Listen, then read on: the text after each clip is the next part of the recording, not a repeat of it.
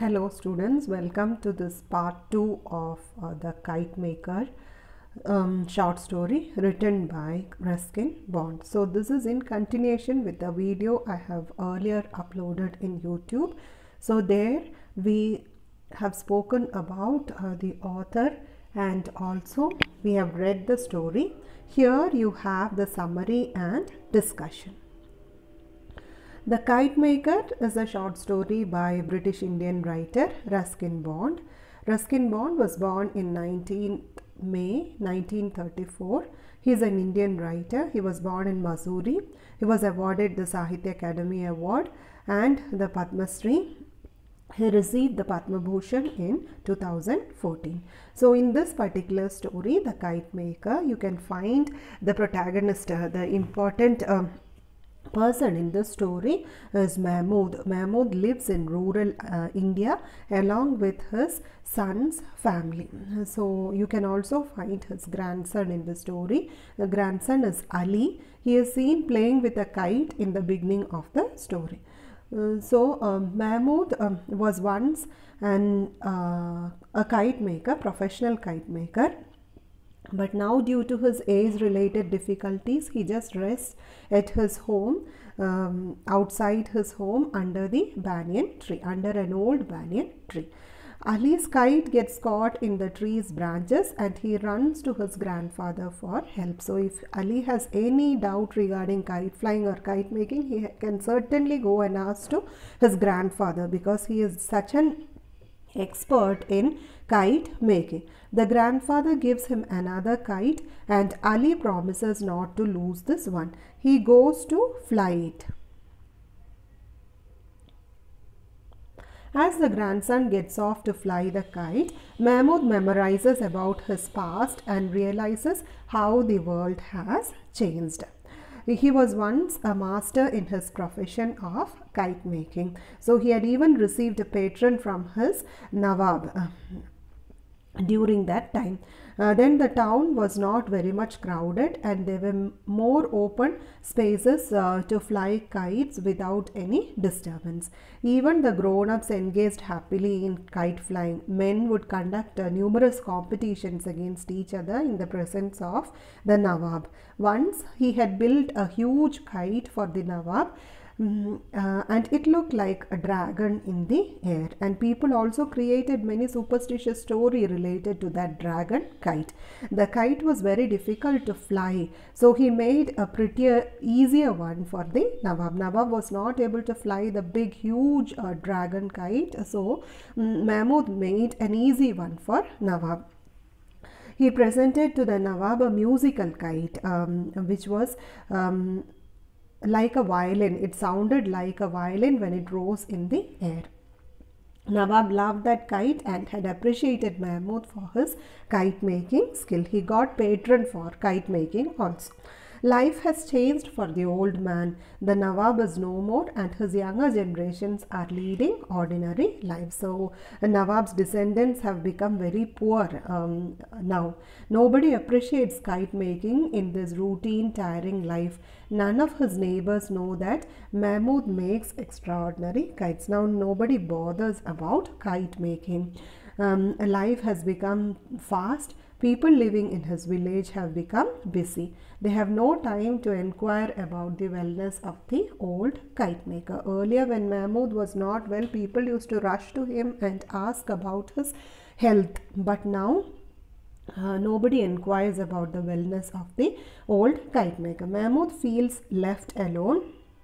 However, it gives him immense happiness to see Ali, his only grandson. He enjoys watching Ali play. Mahmood is grateful that one of his sons live nearby. So he works in a local garage.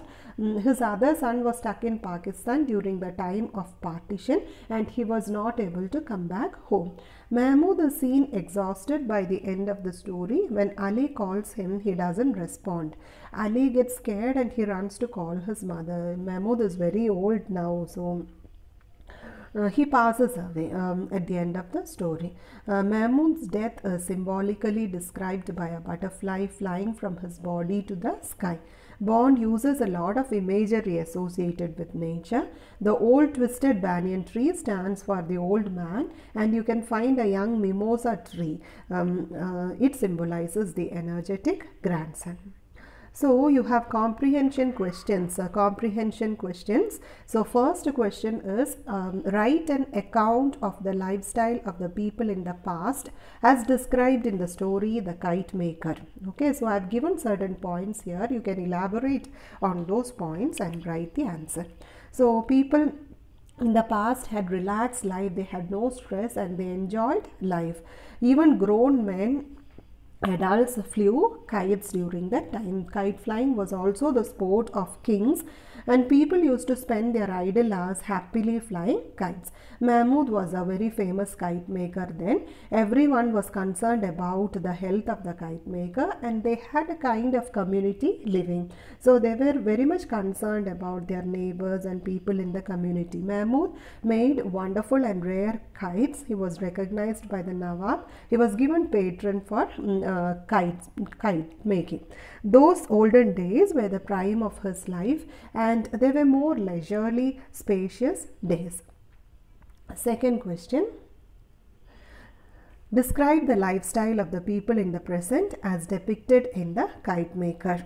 The world is swiftly changing and competitive. That is what the author mentions about the present. So not many people bought kites.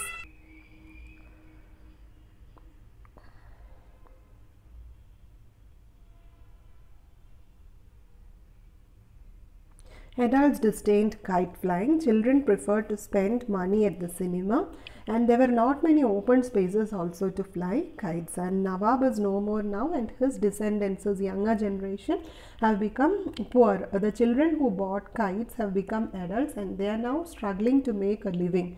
People did not bother about the kite maker, and no one hurried in a heat of hope. No one was hopeful. Everyone was busy with their own things, and they were all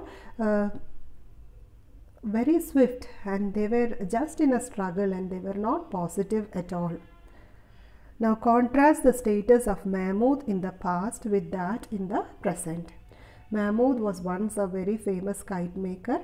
Then everyone was very much concerned about the health of the kite maker. Then Mahmud used to enjoy the kind of community living, and he made wonderful and rare kites. He was recognized by the Nawab, and he was given patron for kite making. Those olden days were the prime of his life. Nowadays not many people bought kites, and the Nawab who gave him patron is also no more now. He died long back, and his younger generation have become poor. The children who used to buy kites earlier have now become adults, and they are struggling to make a living. People did not bother about the kite maker now. Character sketch of Mahmud. Mahmud was an old man who has a grandson Ali. He was a kite maker and used to make elegant kites. He constantly associates the situation in the old days and the present world. He enjoys daydreaming. He has two sons. One works in the garage and the other was in Pakistan. He stuck there during the partition time. He feels very satisfied to see his grandson Ali growing.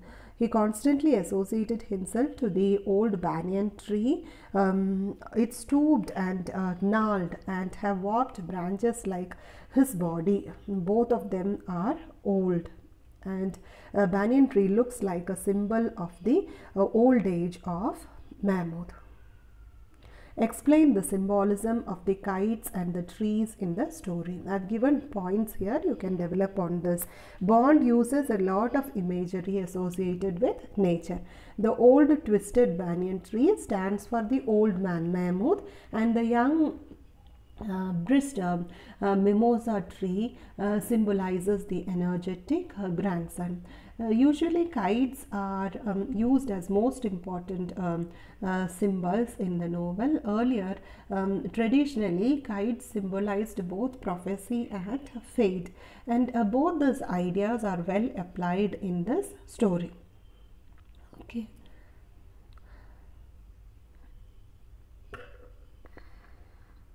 Discuss the author's attitude towards past and the present in the story. So all these points are already discussed in this video earlier. You can take a screenshot and you can develop on these points to write a paragraph.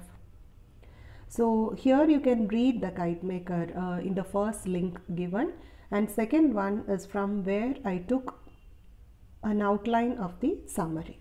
So thank you for listening, students. That's all for now.